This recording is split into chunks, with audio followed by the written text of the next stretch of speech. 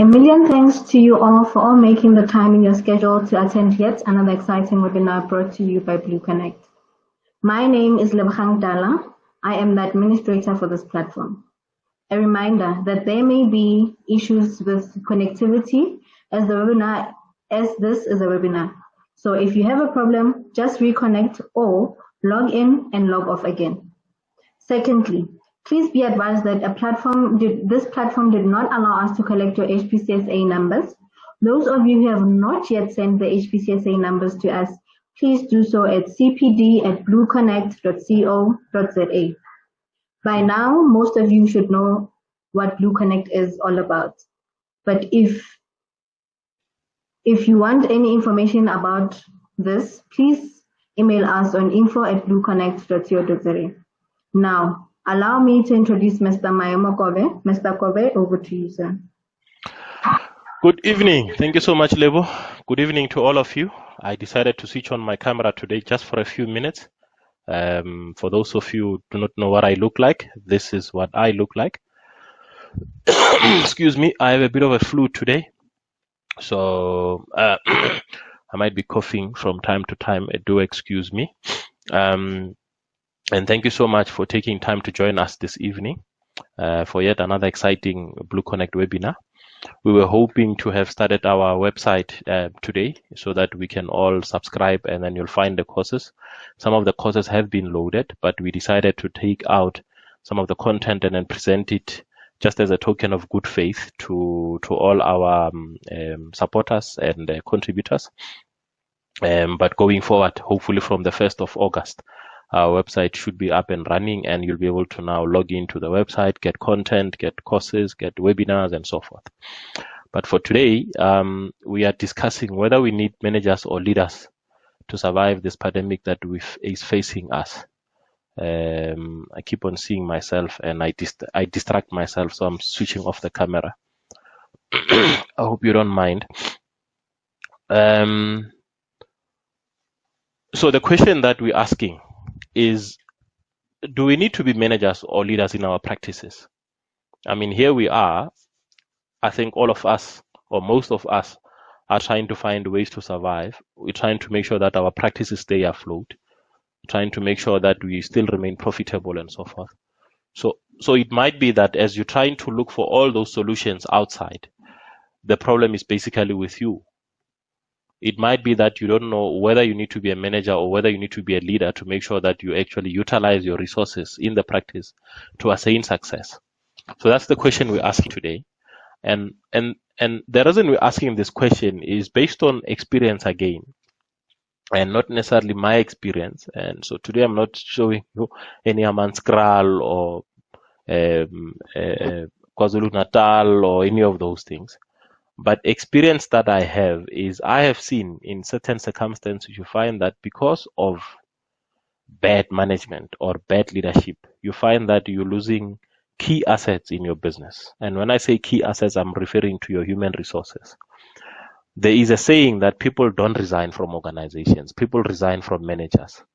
So you might find that you're losing people that would have ordinarily helped you to attain success or to remain profitable and afloat during and after this pandemic, simply because of a management style or simply because of poor management and or poor leadership. So the question that we're asking is, do we need to be a manager or do you need to be a leader in your practice? And before I answer that question, we need to understand what leadership is. So I have a slide here. I'm not going to go into the theory of leadership, by the way. I don't want to bore you with the theories and all of those things. But just bear with me as I try to go through some of the different concepts of management and leadership, because I'm simply trying to sensitize you of the difference between leadership and management. I know that in some instances, people don't necessarily know the difference. And if they do, people don't take the difference too seriously.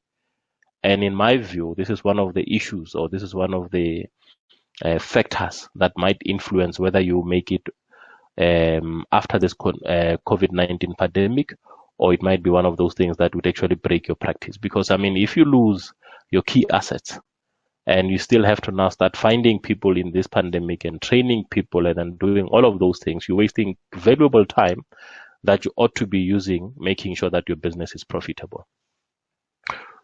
So coming back to the leadership thing, leadership involves influencing others to act towards attainment of a goal. And I think what we need to underline here is the word influencing. It is based on interpersonal relationships and not administrative activities and directives. I think that's one of the fundamental differences that we're starting to touch on now. Based on interpersonal relationships and not administrative activities and directives. It's about leading people. It's about influencing people. It's about coaching people. It's about guiding people. And we'll speak about these things here. We're not going to dwell too much into the theory, but I'm going to demonstrate what is it that I mean by these 4 key concepts of leadership. Excuse me.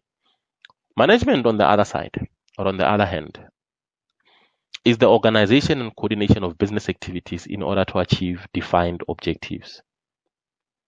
Now, I think by now you should start seeing the difference. Leadership is about influencing people to attain the goals. And in management, you are now organizing and coordinating activities in order to achieve defined objectives. And it's about coping with complexity. That is management. You need to manage your resources, your systems, your processes, and all of those things. It brings about order and consistency. And it is the cornerstone of organizational effectiveness. And it is concerned with the arrangements for carrying out or organizational processes and the execution of work. So now, if we pause here and we look at the two, you'd see that leadership is about people, management is about resources and processes and organizing and all of those things. Yes, I do agree. In both these instances, people are involved. But what we are saying here is for you to be able to lead people and make sure that they attain a particular goal, you need to be a leader. But when you move over to your resources and your processes and all of these things, you need to be a manager. So the answer to the question that we're discussing today is that we need both, in my view. But we need both in such a way that you need to recognize when is it that you require to be a leader and when is it that you require to be a manager. Because as you will see later on in the presentation, if you don't understand the two and you make a mistake, you're going to find that you start frustrating your resources and you're going to start that you either lose your resources, either your human resources, or you can't even manage your physical resources because you're either too much of a leader. In that case, then you're going to be compromising the management of your key resources and your processes and the execution of work.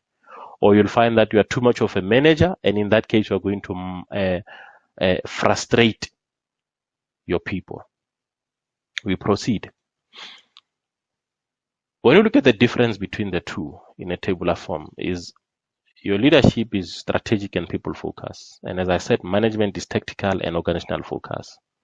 Your leadership is setting directions and goals, and management is your planning or coordinated activities. Leadership is about motivating and inspiring people. Management is about administrations and maintaining systems. And the list goes on. Establishment of principles is for leadership, and management is your policy development. Because remember, principles are going to give rise to policy. Your leadership is going to be team and talent development, whereas on management, you're going to allocate and support your human resources. And leadership is new opportunities. There you're solving logical problems. And leadership, you're promoting innovation and invention. And in management, you ensure conformance to standards and procedures. And in leadership, you're empowering and mentoring. And in management, you're instructing and directing. And in leadership, you are looking at risk engagement and instigation of change. And in management, you manage and contain risk. And in leadership, you look at long-term, high-level perspective. And in management, you look at short-term, detailed perspective. Now, the key difference between the two, as I said, the other one is about people, the other one is about resources and systems. But then there it is. Leadership is more focused on the soft skills, and management is more about the hard skills, and which is why you need both. And which is why I felt it necessary for us to discuss this today.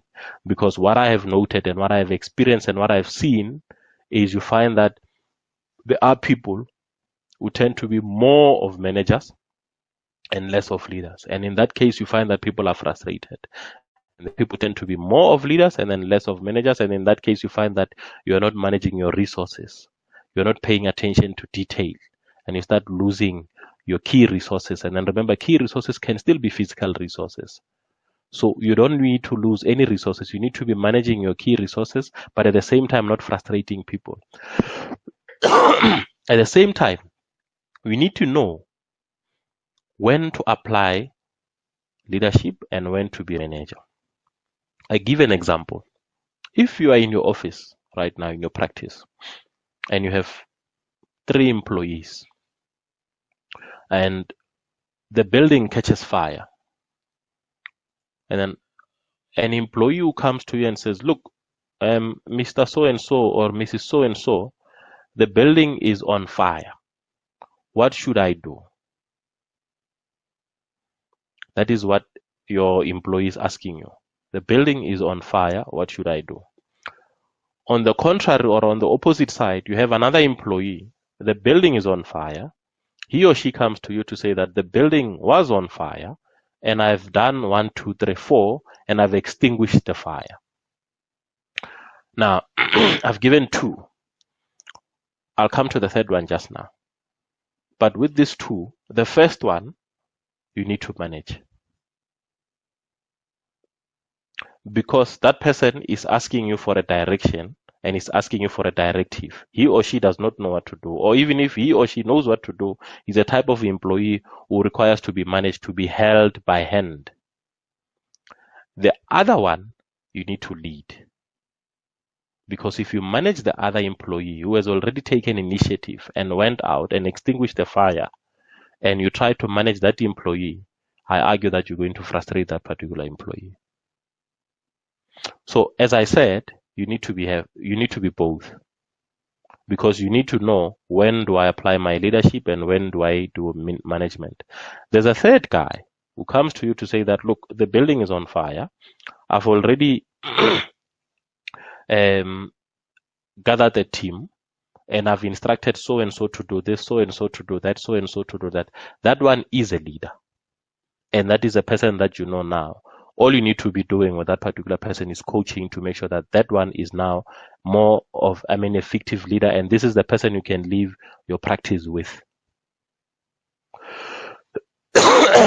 Because remember, the second employee who actually simply went and extinguished the fire, the problem might be that person prefers to work in silos. What you need is a person who's both a leader and then the person who's able to now gather a team and rally the troops to make sure that now there is a task that can be executed.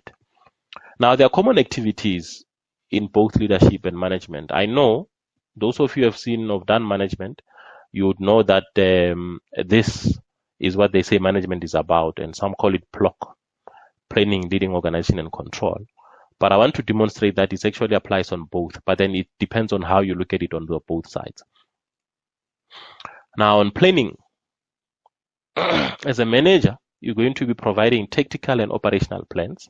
You're going to be doing budgets. You're going to be targets and resource allocation. We spoke about these things when we spoke about performance and systems and all of those things in our previous sessions.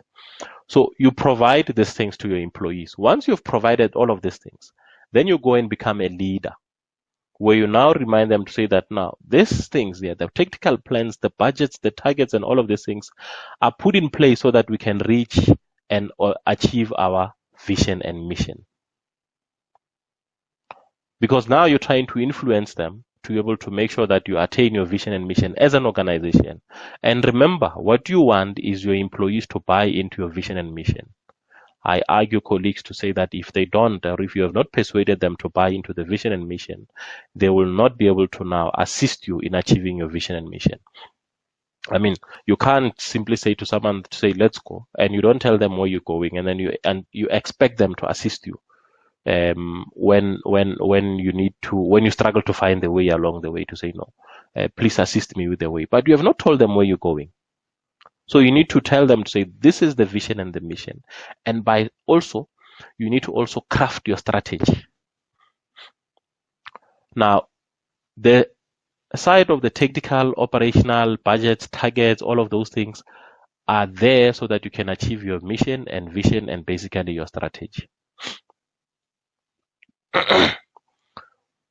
When you're leading as a manager, you're going to be instructing people. And as I said, there are people who need to be instructed. My example of the guy who comes to you to say that the building is on fire. I mean, that guy needs to be instructed to say, now, take a bucket, take this, do this, do this. And then from there, you actually even go and watch him work and then you instruct him further, because I would imagine that this person is going to go and simply do step 1 and come back to you for step 2. As a manager, you'd need to solve the problem for that guy, because now he sees a problem, but he wants you to provide a solution. Now, as a manager, you need to negotiate where you need to negotiate either with your suppliers and all of those things, or your employees. And as a manager, you see the people that are working with you as your subordinates.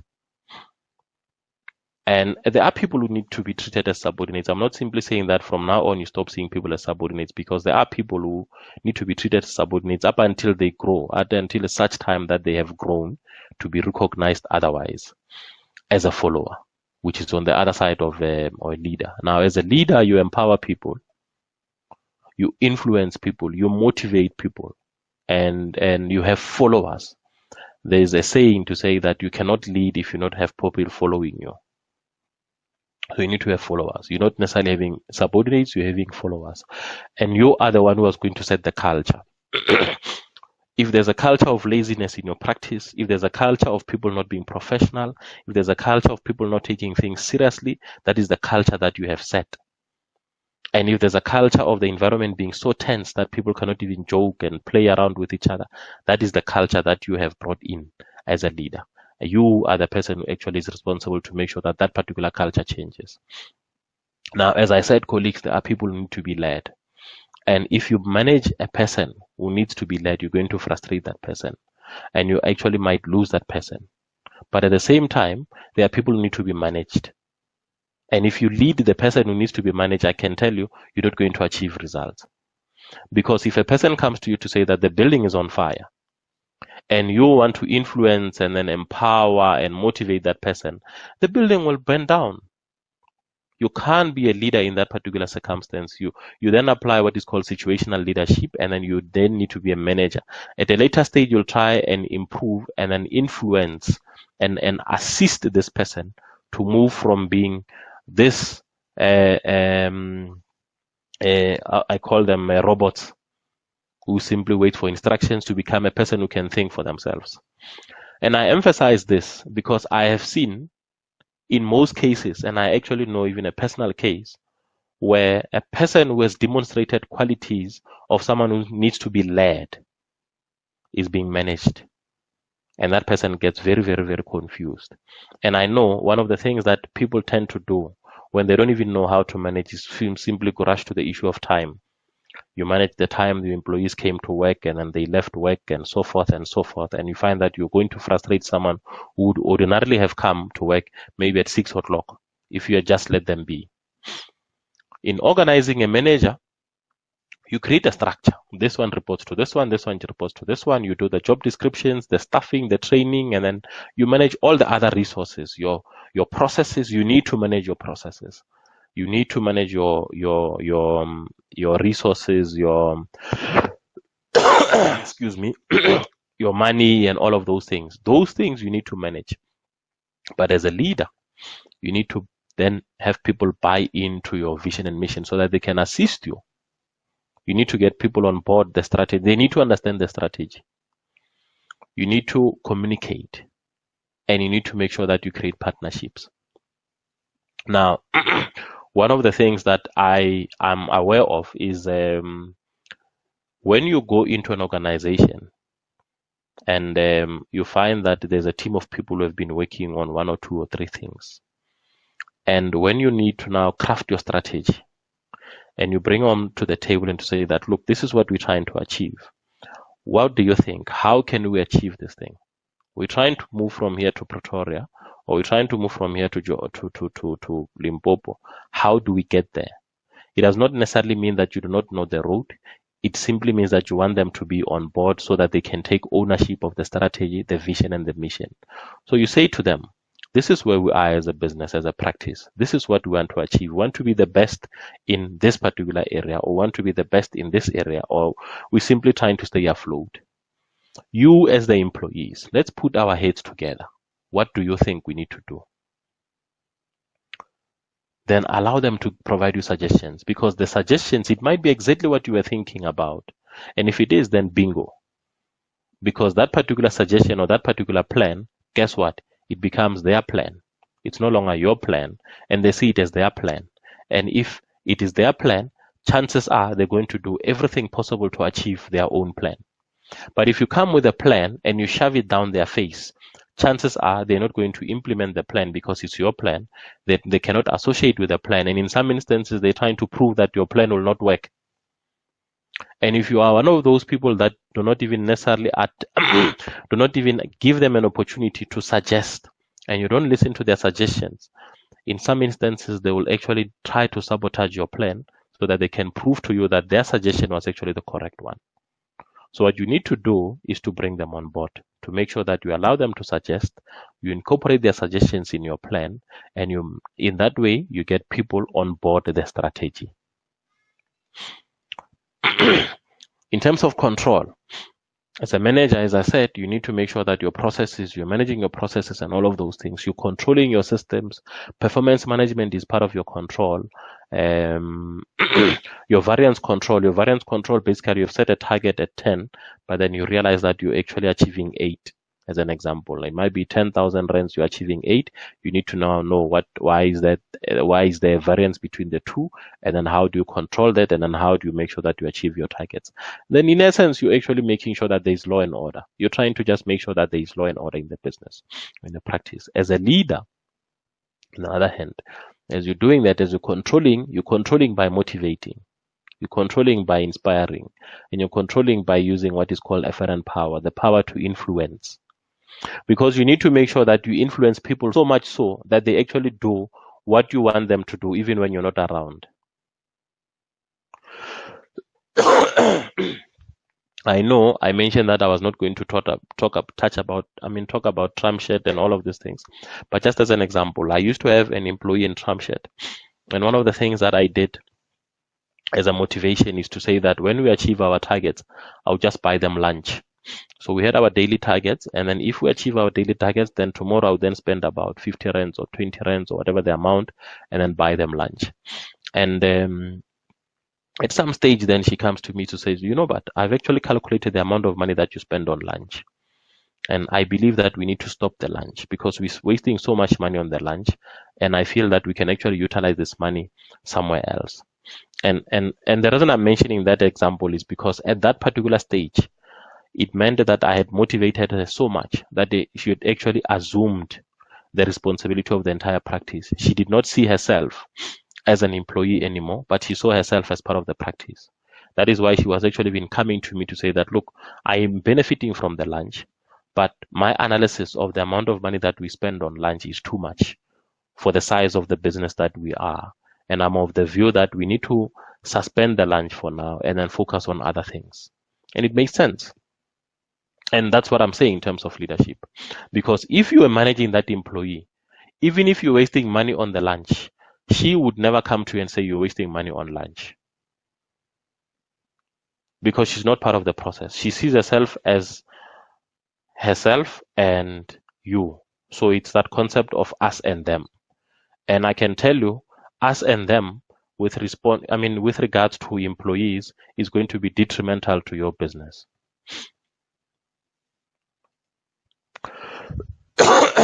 I want to give you an example, a story of the ant and the lion. So, they say every day a small ant arrived at work early and started work immediately. And she produced a lot. And she was very, very happy because this end is working on her own. She's producing and she's arriving at work early, and she's very productive. And the boss, a lion, was surprised to see that the end was working without supervision. And he thought that if I can actually make sure that this person works under supervision, maybe I can actually even increase productivity. So he then decided to recruit a cockroach. And the cockroach had extensive experience as a supervisor who was famous for writing excellent reports. This is now the cockroach. He's known for writing these reports. He's brilliant, and he has experience in that regard. And his first decision, this cockroach, was to set up a clocking in attendance system. Exactly as I told you. But most people, when they don't know how to manage, the very first thing that they do is to put a clocking system. They manage time. I've seen it over and over again. And then you feel very good as soon as you start managing time when your employees arrive on time. You feel that you're doing a good job. Guess what? You're simply managing time. Now, if time is key to your production, then maybe you might actually be successful. But in an environment like us, where our success depends on the number of patients that we see and the returns and all of those things, I argue that time is not necessarily going to assist us. So if a person comes there at 8:05 as opposed to 8 o'clock, I mean, if you make an issue about that, then you're managing the wrong thing. So in this instance, the cockroach's first decision was to set up a clocking in attendance system. Then he also decided that he needed a secretary to help him write and type his reports. I mean, after all, he's a cockroach, he's the supervisor. He's not going to be writing reports to the lion. He needs someone to actually write reports for him. He's going to give instructions, and this person is going to write reports. So he recruited a spider. Sorry, excuse me. So he recruited a secretary to write the reports, and he also recruited a spider. The role of the spider was to manage the archives and to monitor all phone calls. So you know these people who need their phones screened. Who is it? Tell them I'm not available and those things. The lion was very delighted with the cockroach report. I mean, obviously we did say that he was known for writing excellent reports, and asked him to produce graphs to describe production rates and analyze the trends so that he could use them for presentation when he speaks to his board. So that's what he asked the cockroach to do. So the cockroach had to buy a new computer and a laser printer and recruit a fly to manage the IT department, because obviously now you're adding more resources. So that's what he decided to do. And the ant, who had been once so productive and relaxed, hated this new plethora of paperwork and meetings, which used up most of her time. Now, as you can imagine now, this ant is required to produce reports, is required to fill in the paperwork and to do this, to report and do this to the lion, to the cockroach. And this was really frustrating the ant. Sure, excuse me. It's not corona, by the way. It's just the flu. The lion came to the conclusion that it was high time to nominate a person in charge of the department when the ant was working. You'd remember that the cockroach was simply a supervisor. Now, in the department, just to go back quickly on this slide, you see that there is a fly who's now managing the IT department, and there is a spider who's managing the archives. There's a secretary who's helping the cockroach to write reports and so forth. So there's so if you at the end, so the end is 1, the cockroach is 2, the secretary is 3, the spider is 4. Now you have the fly, which is 5, and the lion now is saying that, look, this department is now too big. I think that I need to add a person to manage this department. So he then gives this position to the cicada to say that, look, you are now going to be the manager of this department. And the position, the first thing the cicada did was to buy a carpet and ergonomic chair for his office. So obviously, the office needs to look good. It's the manager's office. The new person in charge, the cicada, also needed a computer and a personal assistant who he brought from his previous department to help him prepare a work and control budget. And budget control strategic optimization plan. So this person was coming in to also help the cicada as a personal assistant. So now you have additional people, additional resources in this organization.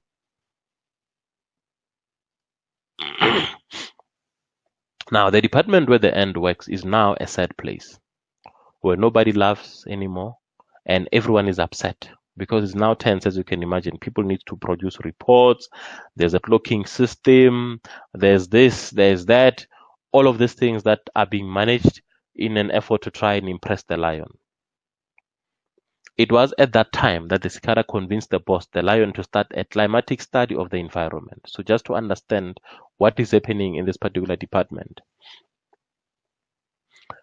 Now, having reviewed that submission, the lion found that the production indeed was much less than before.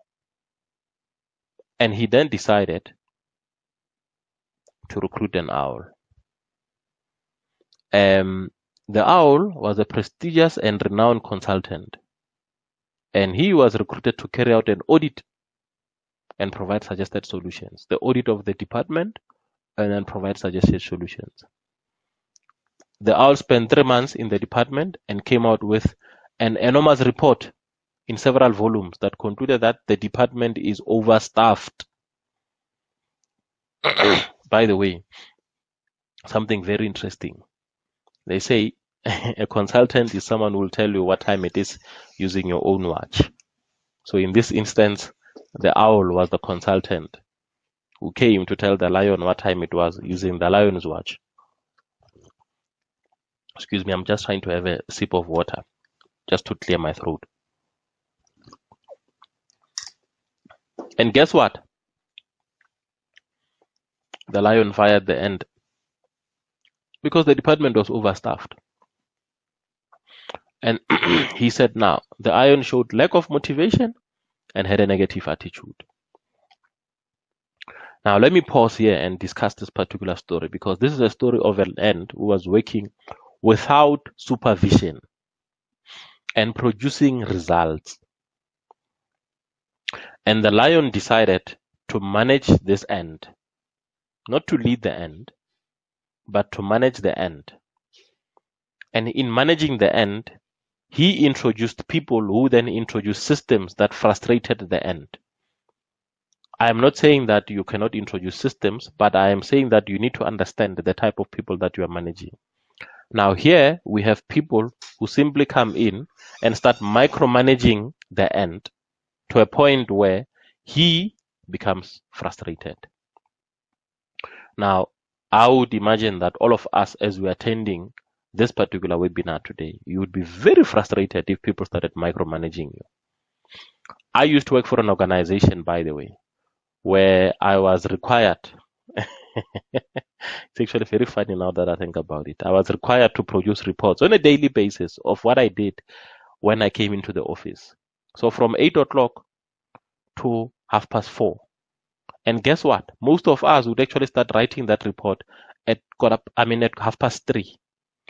Because now you can imagine we were actually given 15 minutes intervals. By the way, to say that now, what did you do at 8 o'clock? Then you say, I arrived at work. What did you do at 8:15? What did you do at 8:30? What did you do at 9:15? What did you do at 9 o'clock? And so forth and so forth. And that was called our daily reports. And I'm not lying about these people. I used to actually do that in Durban. I used to write such reports. And they were saying these are our daily reports, and they were managing productivity, making sure that we were working, and now you can imagine how frustrating that was. That's the first thing. You can imagine the amount of time it consumed in us writing that report, because the whole organization, by the way, had to write that report to tell the management what we were doing with their time. When you went to lunch, you needed to clock When you came back from lunch, you needed to clock. So I actually did an exercise just for interest sake. I did an exercise where I put it on my Excel spreadsheet. So every single time I came late, I would put it on the spreadsheet to say that today I came 5 minutes late. But every single time when I left late at work, I would actually put it on my spreadsheet. And when I came in early, I would actually put it on my spreadsheet as well, and left early just like that. At the end of the month, then I compared the amount of time I donated to the organization versus the amount of time that I took from the organization, because they were complaining that no, they are paying for that time. So if I come 5 minutes late, it's 5 minutes that they ought to have received, or I ought to have given to them, because they were paying for the time. So I decided to say that, okay, every time when I spend more time than I should, I'm donating to the organization. So as a result, I decided to do that exercise to say, how much time am I donating to the organization? So I did that exercise. At the end of the month, I think I did that for 2 months, by the way. At the end of 2 months, I actually took that exercise to my line manager, and I requested, I said, now this is what I have done. And I therefore request that I be provided with leave, or you pay me overtime. And it became an issue. And they were saying that I was pedantic. I was looking at minor things, and I mean, who's gonna record 5 minutes and who's gonna record 10 minutes, and then, but meanwhile, they were recording the 5 and 10 minutes that we were coming in late. And when it was their turn to now recognize the 10 minutes that I spent overtime, all of a sudden now I'm pedantic. I'm looking at minor things. But needless to say, I was hoping that that would actually drive a point. It did, but they only changed that culture for me, and which is what I want. That is not what I wanted. I was hoping that it would actually change the way they manage the entire organization. I want to pause here for now and just look at questions and comments if there are any.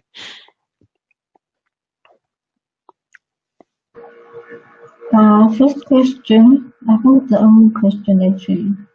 Under which would an individual who delegates authority most of the time fall under? I'm not sure under which what, but I would imagine that you want to. I mean, remember, maybe let me not even imagine, but let me just answer this in terms of delegation of authority. Delegation of authority, colleagues, you can delegate to anyone. I mean, authority is you as the owner of the business. You have authority. And if you look at the Companies Act, maybe just to give it to you like that,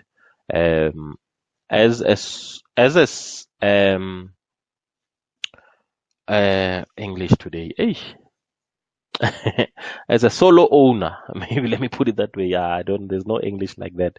But anyway, you understand what I mean. The Companies Act exempts you from having a board.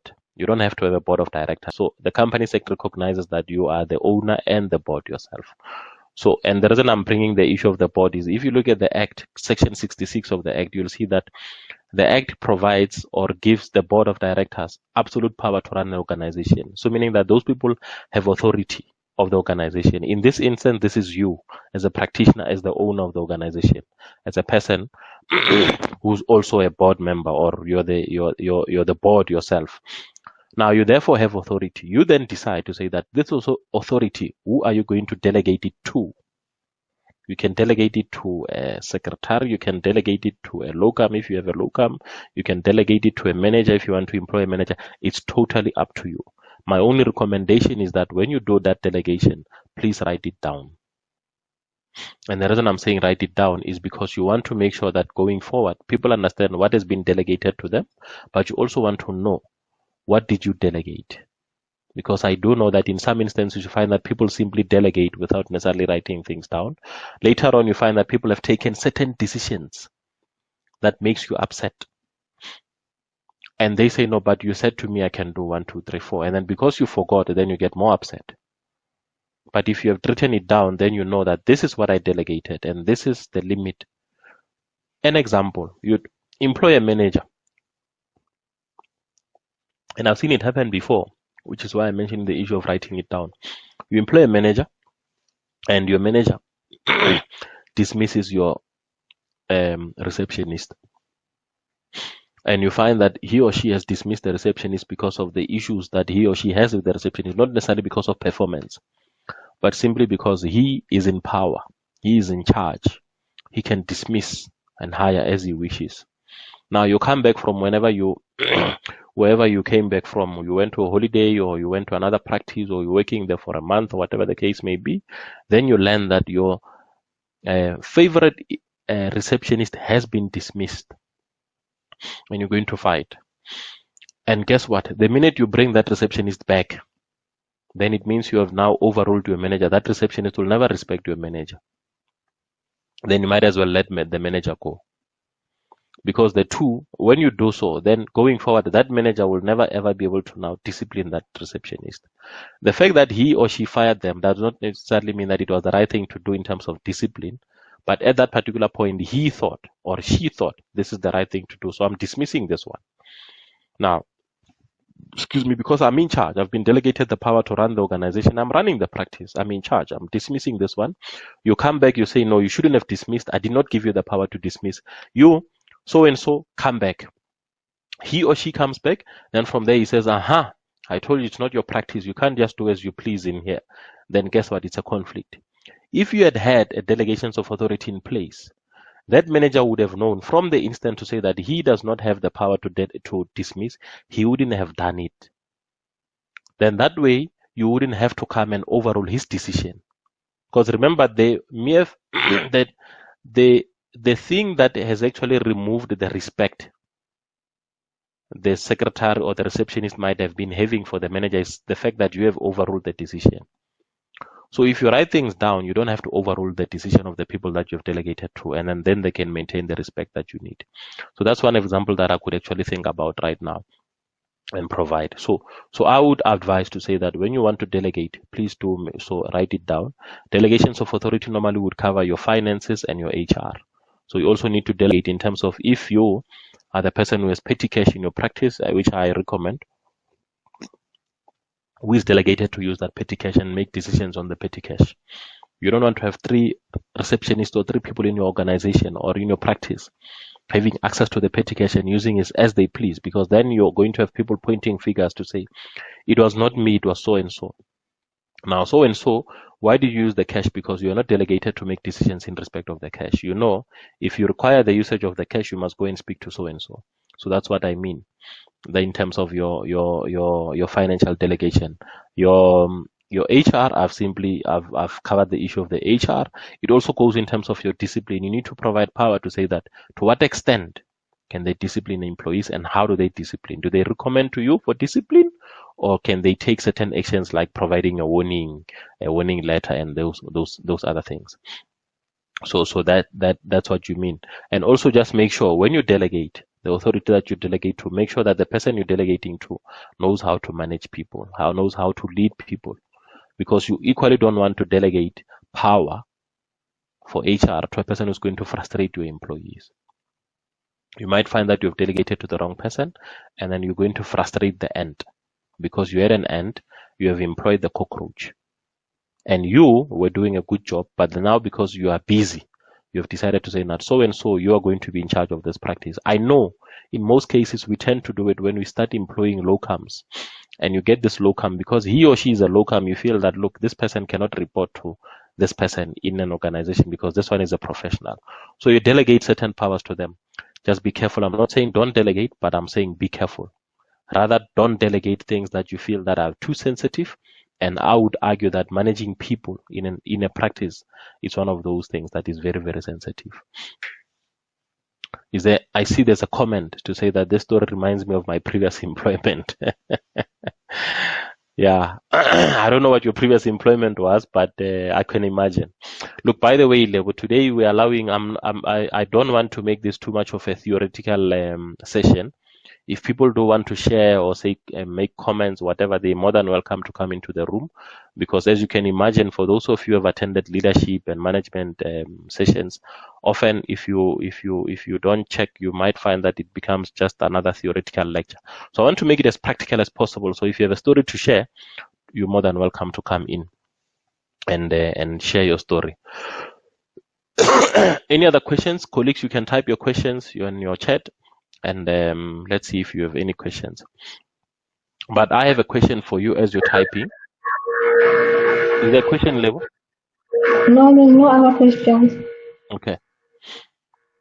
I have a question for you as you're typing. In your practice, what kind of employees do you have? Do you have do you have people who can run the organization or the practice with or without you? Do you have people when the building is on fire, do they come to you to ask you that the building is on fire, or do they take over? But the biggest question I think that we actually might be asking ourselves, have you taken time to assess the type of employees that you have? Because I know in most cases we don't. Most of us in practices we have 2, and I know in some instances people have 3 receptionists. And you simply say, nah, this one is okay, this one is not. But you have not really taken time to and analyze to say, why is this one okay and why is this one not okay? And on that basis, how am I going to manage this one and how am I going to manage that one? There's another example I saw as I was preparing for this lecture. They say that you often in businesses, we say that we're going to assess people the same. And then what we tend to do is then you give them the same task and you expect them to perform the same. And the example that I saw there was an example of there was an elephant, there was a fish, there was a lion and whatever, and all of them were required to climb a tree. Now, or there was a wild cat as well. Now, if a wild cat climbs that tree, are you going to say that now this wild cat is the best employee? And you're going to blame the fish for failing to climb a tree? And this is why I'm asking you to say, have you taken time to understand the type of employees? I see that people say one. Yes, it's fine. But you also need to understand the one that you have, because that also determines the type of responsibilities you give that person. Because in most cases, you might find that you've employed that one person who happens to be a fish, and you are requiring that fish to climb a tree. And then when it fails to climb a tree, then you get upset. But you have not taken time to understand, what kind of a person am I dealing with? Am I dealing with a person when the building is on fire, he or she will take the bucket and extinguish the fire, or this person will come to me? Because once you understand that, when the building is on fire, you're not going to be frustrated by saying that, but why didn't you extinguish the fire? Because you know, and you've made peace with the fact that now this one, I have to go and say to her, you take this bucket and extinguish the fire.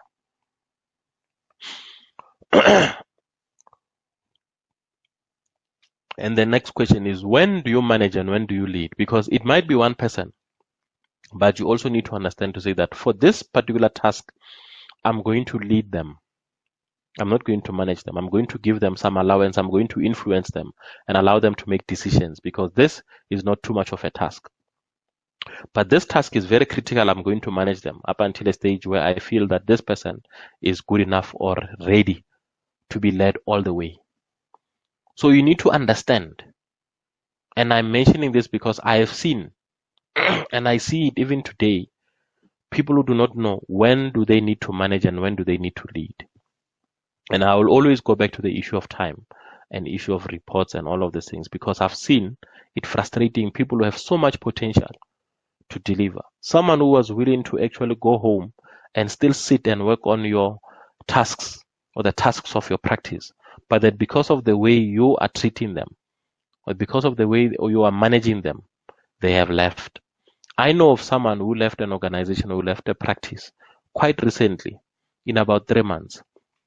And that person went on to stay home and to say, I would rather be unemployed than work for that particular person. So they did not resign from the practice, they resigned from the manager. And the manager in this instance was the owner.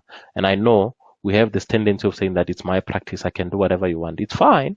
But what I'm bringing, the reason I'm bringing this to your attention is to say that, remember, it is your practice.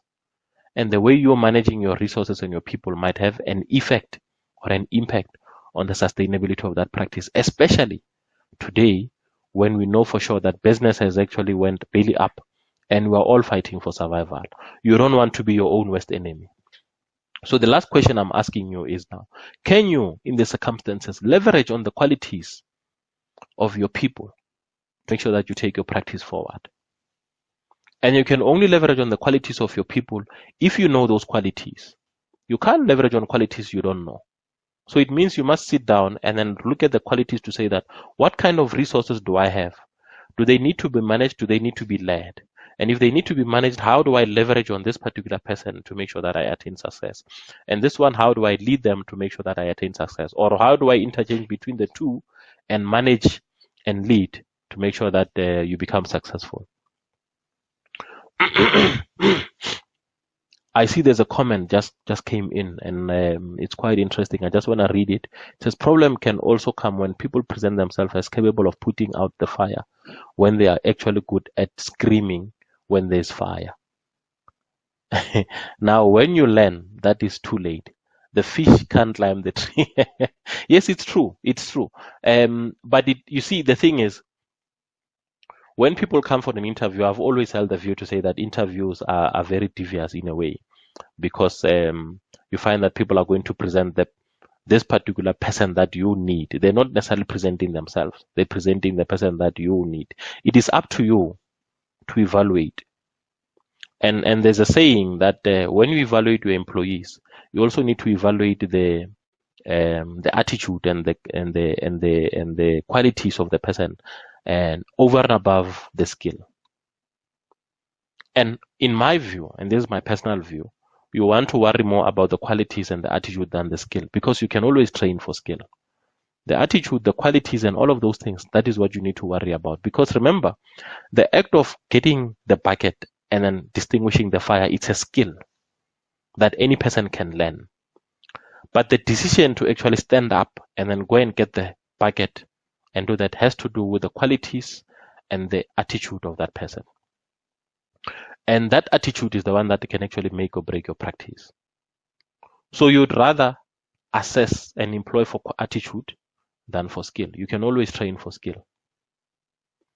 The next one says, I have a mixture. But what is fun is that after extinguishing the fire, they will gather the wet ashes and wait for me to guide whether to discuss ashes or keep them. It's frustrating sometimes. I completely understand you. I completely understand, and I agree with you there. And I've had to deal with situations like that myself. And then in that instance, you also need to understand the type of people that you're dealing with. Do you need to still lead them further and then show them to say that, but what do you think? What could you have done, in the circumstances? So it might be that they can extinguish the fire because somehow when you were leading them and when you're managing them, you showed them, you actually managed to extract that quality from them so that they can actually start practicing that. But now you actually maybe you're expecting more from them. You just need to push them slightly forward, just a little harder, so that they can now go and discard the ashes. So, but I do understand where you're coming from. But I think for me, the issue was just to demonstrate, to say that you also need to understand that you need to take time and understand your employees so that you don't find that you are leading the person who's going to be doing the entire thing, because you're going to frustrate them. Because this person would be running and extinguishing the fire. You want to come and say, look, step 1, they're already on step 5. When you take them to step 1, you're frustrating them. Because now the next time what they're going to do is, when there is a fire, they're going to wait for you and say, look, in any event, this person is going to want to come and tell me what to do. So let me rather wait, because this person is not going to appreciate the fact that I have taken effort and initiative and extinguished the fire on my own. So, as I conclude, as I said, it's not going to be a long lecture. As I conclude, I say we need both. You can't be an absolute leader. You can't be an absolute manager. You need to mix the two. You definitely need to mix the two. I see some comments, Lewa. I'm just going to read them with your permission. No problem, you can go ahead. I have receptionists, and it's unfair to expect them to assume managerial duties when it suits me. It is essential to make the managerial position appointment formally and pay accordingly. I totally agree. But remember, you don't necessarily have to say managerial. You can actually give someone supervisory responsibilities as you develop them.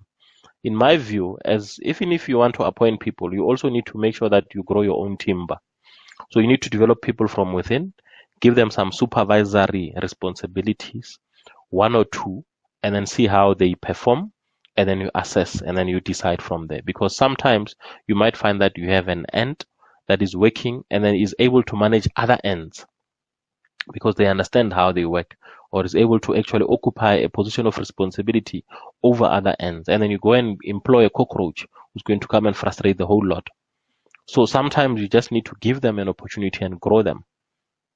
And you grow people by allowing them 1 or 2 responsibilities. Doesn't have to be too many. Things that you know for sure that they will not necessarily make or break you, but you know that they will actually demonstrate their capabilities. I see another comment says, recently employed a seemingly well-mannered employee in March 2020. Just before lockdown, her attitude was excellent. However, post-lockdown, I've noted she is reflecting qualities of needing more managed care and attention, not taking instructions from the manager, still trying to figure out what's creating this change in attitude. Any advice on how to handle the situation? My view is you need to understand exactly as you're saying that what led to the change in attitude. Something happened that has actually created this standoff between that person and the manager. And then for you, you need to create an environment where this employee can open up and say that I am not happy with this. And if you do that, you'll be able to solve this problem. Because the reason they're doing that, then I don't think that this person just started to do that. Either the manager, the way the manager is managing is frustrating this person, or something happened between the two of them that is actually creating this rift. But I would say that you just need to make sure, assure them, because in most cases people are afraid to go to the big boss and say, like, look, this is what I'm happy about. I have seen instances where people actually are victimized for going to the big boss. And you find that maybe that person comes from such an environment where by opening up, they get victimized even more, or things don't necessarily go their way. Then they will actually hold back and then simply change their attitude because they don't know what else to do. So that would be my advice. And you want to create a culture where people can actually come to you and then be able to speak openly and to raise their issues. You all remember, saying that people can come to office does not necessarily undermine the manager. What I have done in some instances where people came to my office and said, look, I'm not happy with this and that and that, and this is what the manager did. After that, I would actually call the manager and say, what is your side of the story, and listen to the side of the story. Then if I find that the manager was wrong, I simply call the manager to my office alone and say, look, this is how you need to do things. And you simply now correct the conduct of the manager. The conduct of the manager might be the one that actually is the thing that is creating this. I see you saying that you have done individual meetings with both staff members, but still can't figure out what's wrong. Look, it's a tricky one. It is a tricky one.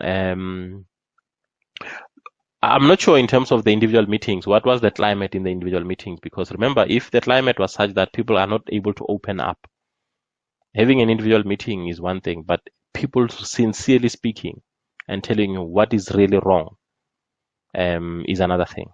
So I'm not too sure. I'm more than happy to engage you after this to try and share some of the ideas when I encountered this situation. I did encounter something quite recently myself, and I did exactly as I'm telling you, to say that I sat down and I created this space where I had to assure the employee to say that, look, everything that you say here is between me and you, and feel free to open up and all of those things.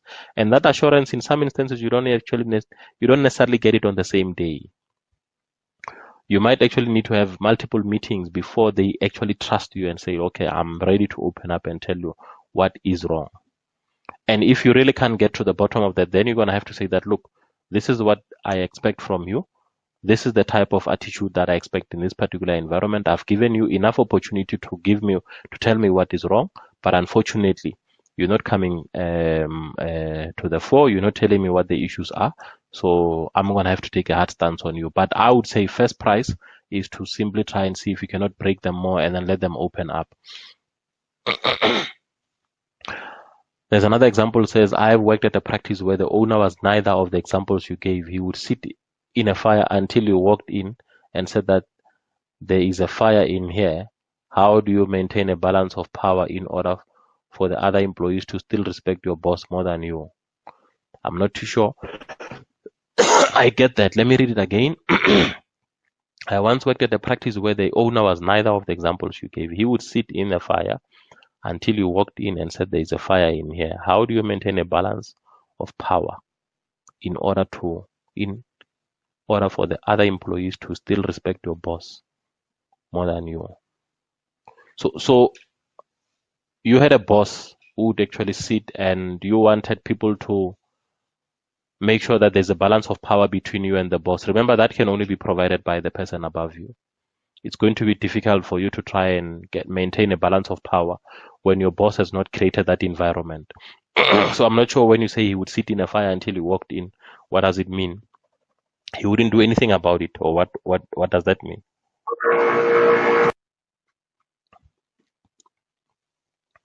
I'm not sure, Mehlap, if you want to come in or you want to just maybe elaborate on that. You remind me of a practice that I also worked for, where we were managed all the way, by the way, and this one is just a funny story, where we had to count the screws, by the way, colleagues. You know the screws that we use for our spectacles? We had to count them.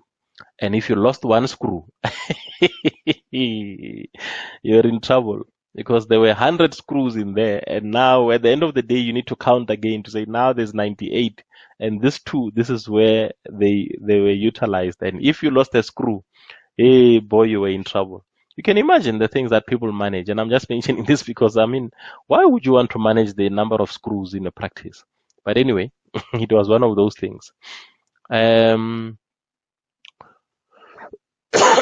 I don't see any other comments. Let me see. Yes, I would appreciate that. It's the first time I practice so tense. Okay. It's fine. Feel free to get in touch with me. Tomorrow, I'll share my details just now, and you can just call me or email me, and then we can then take it from there. As one says, have you considered taking to the CCMA the arbitrator? Yes. I mean, look, if you are having challenges, you can still go to the CCMA.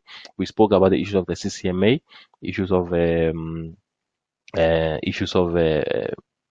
procedure and substance. So yeah, just remember those issues. And as I said, colleagues, we need to be both. And I think for me, that is it for today. As I said, this was not necessarily one of those hard lectures. I just wanted to sensitize you of the fact that there is a difference between being a manager and a leader. And I would argue that in today's environment, considering the situation we find ourselves in, you need to be both, and you need to recognize when to be either, because you don't want to be your own worst enemy. You don't want to shoot yourself in the leg. I have seen it, and this is why I decided to say that today I want to share this, because I do experience, as a person who's a consultant who's out there, I do experience people coming to me, and you find that when you analyze, this person is simply their own worst enemy. I consulted for a practice a while back, and it was a large practice. I think the owner had about 10 or 11 practices. And I did a full assessment of the practice. And I came back with a report. And the conclusion of the report was to say that you are the problem. And I have to say he was not happy with me. But then guess what? He was the problem. And I told him to say that if you don't change the way you are running practice, the way you are managing your employees, you're going to close your branches. And that person today is owning less than 2 branches. Because of that, because you can never manage 10 branches by remote. You rely on people. And so when you rely on people, you need to make sure that the way you treat and manage your people is very key. I would appreciate that, Lengana Tsietsi. Please do send. I have Tsietsi saying that she has Lengana Organic to take care of that cold. Definitely, I would appreciate that so much, Tsietsi. Please do send me the Lengana. Colleagues, thank you so much. If there are no further questions, I think, Levu, you can just close.